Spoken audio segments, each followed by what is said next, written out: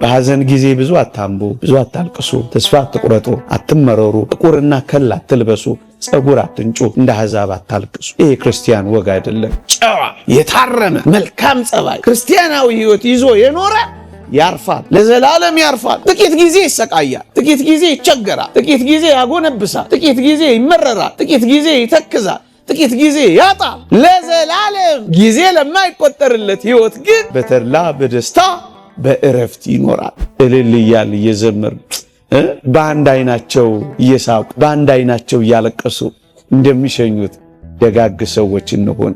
እንደምትሞቱ ሆናችሁ ኑሩ፣ እንደምትኖሩ ሆናችሁ ስሩ። እዚህ ዓለም ላይ ማረፍ አይቻል፣ ከሐሳብ መላቀቅ አይቻል። በብዙ ሐሳብ በብዙ ጭንቀት መኖር፣ በዚህ ዓለም በብዙ ስቃይ ልንኖር እንችላለን። በዘላለም እረፍት ግን ካረፈን ይበቃናል አይበቃንም? እውነቱ እሱ ነው፣ እሱ አይደለም?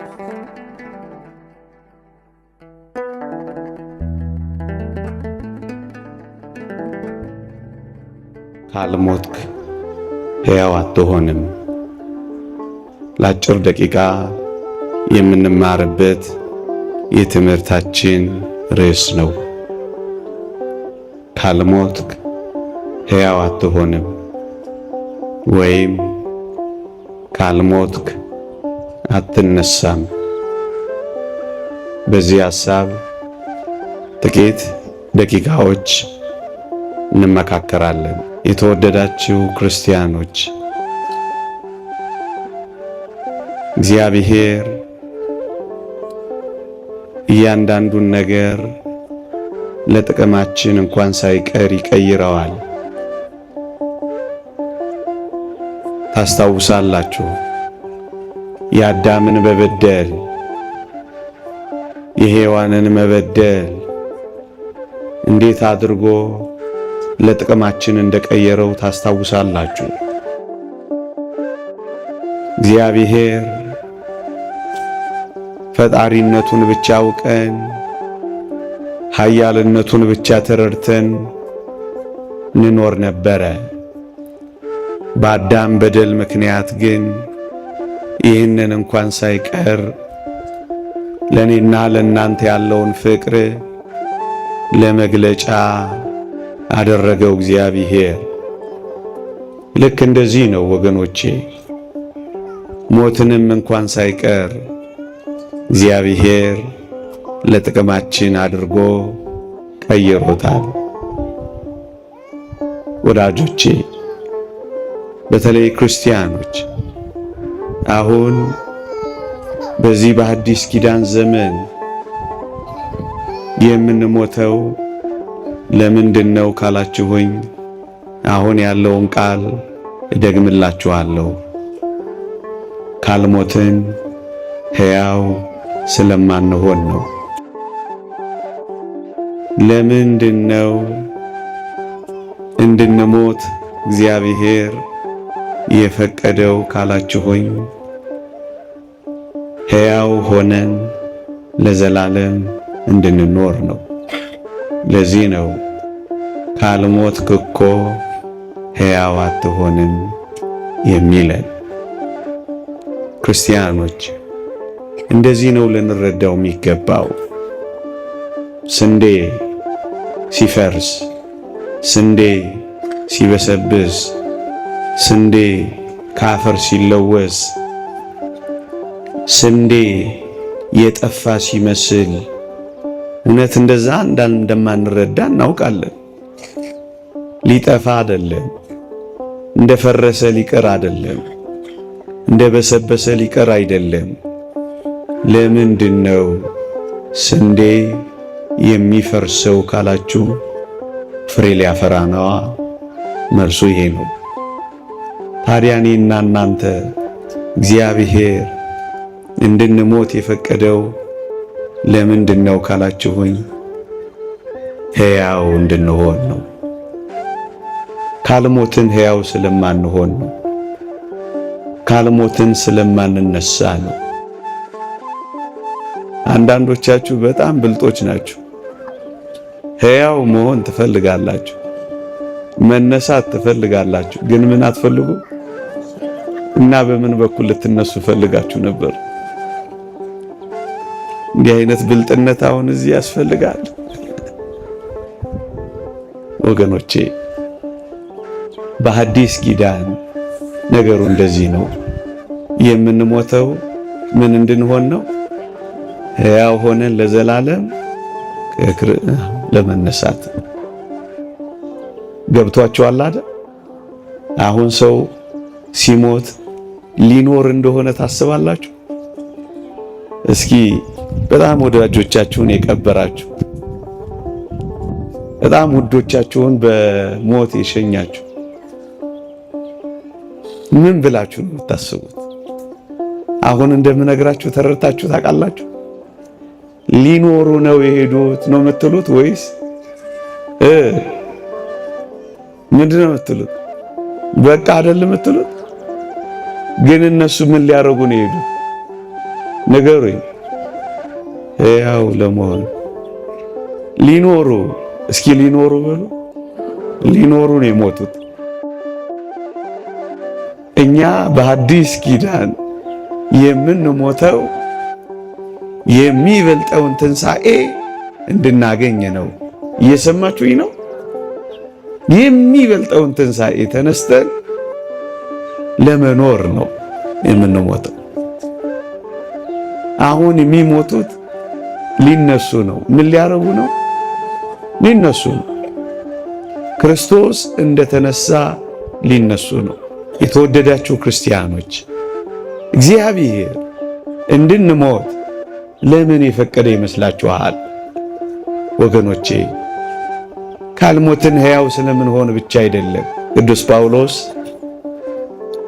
ልሄድ ከክርስቶስ ጋር ልኖር እናፍቃለሁ። እግዚአብሔር ይስጥልኝ። ምን እላለሁ? ምን ላረግ? ከክርስቶስ ጋር ለመኖር ከክርስቶስ ጋር ለመኖር እናፍቃለሁ አይደለም? ከሱ በፊት ግን አንድ ቃል አለ። ምን የሚል? ልሄድ።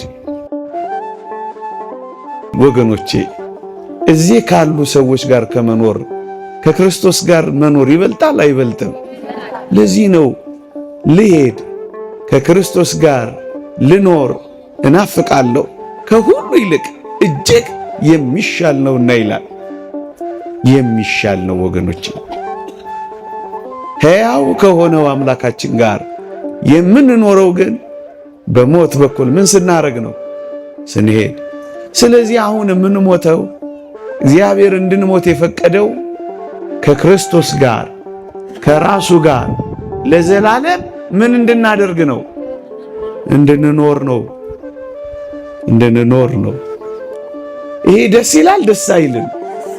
ከዚህ የበለጠ የክርስቲያን ተስፋ ምን አለ? እውነት ሐሰት? እውነት ነው።